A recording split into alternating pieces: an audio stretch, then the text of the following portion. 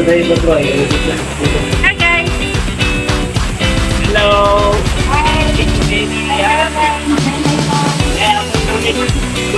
Galing sa Hawaii.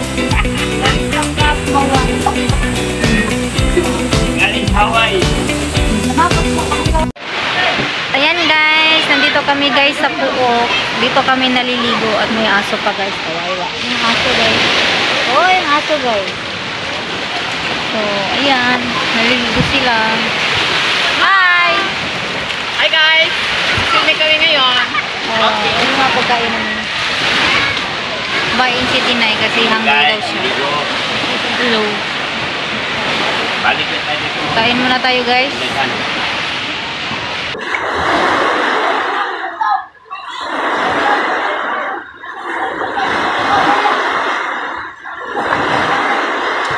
Chill.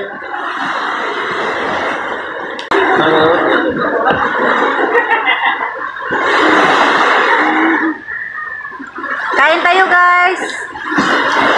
Guys, kain mo tayo guys. A few moments later. Kain tayo guys. Yes.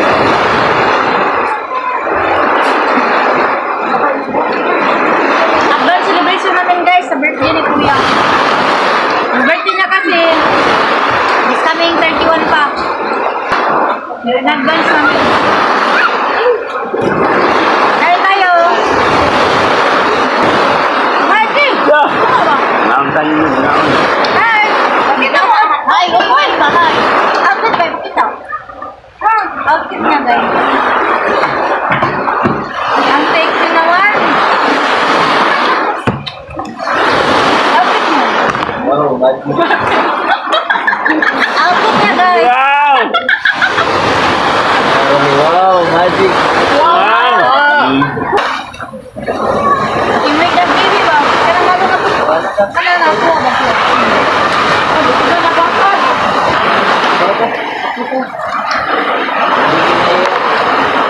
Tanaw ko. Dali mo. Ah!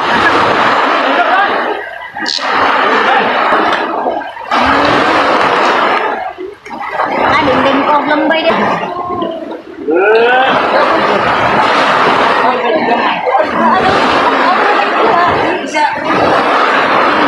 Kasi magpag-vlog ka lang na.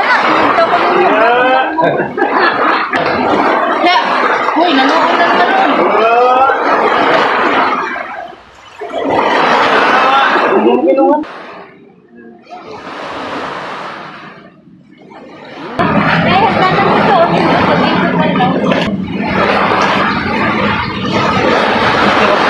Hi, kuya. Hi ba? Sa vlog.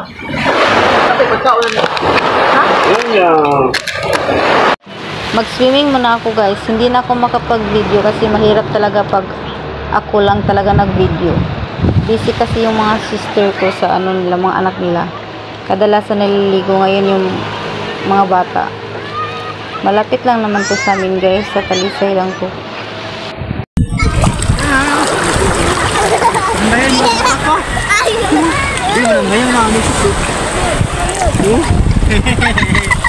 Magpalahos naman po. Ano, raling ko na lang. Pagunita siya eh. Hagwa mo siya.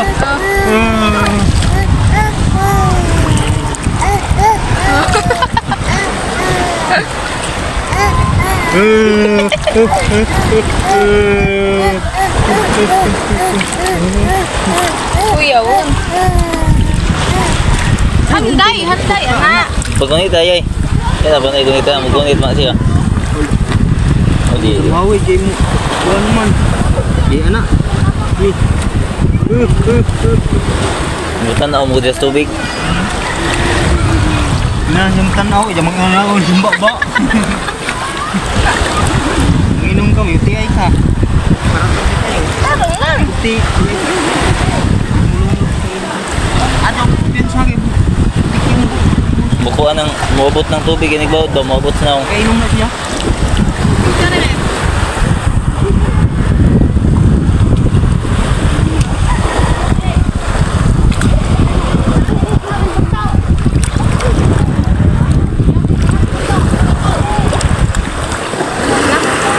Years later.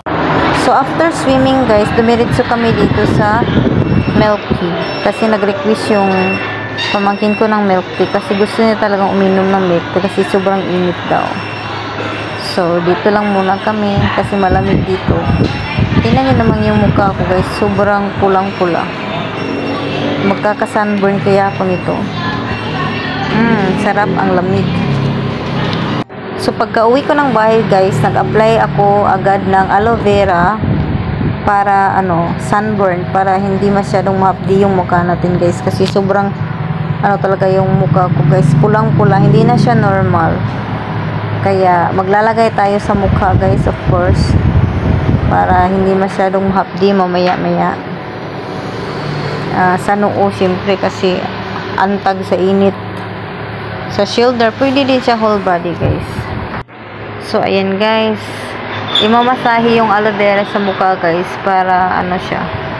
Hindi masyadong humapdi yung mukha ko. Pero tingnan natin guys kung effective ba talaga. Pero ang ganda nito guys sa mukha. Ginagamit ko to morning at gabi.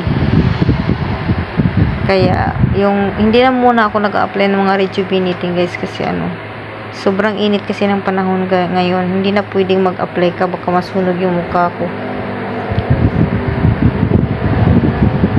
So, tingnan nyo naman mukha ko guys, sobrang mapula. Mapula-pula.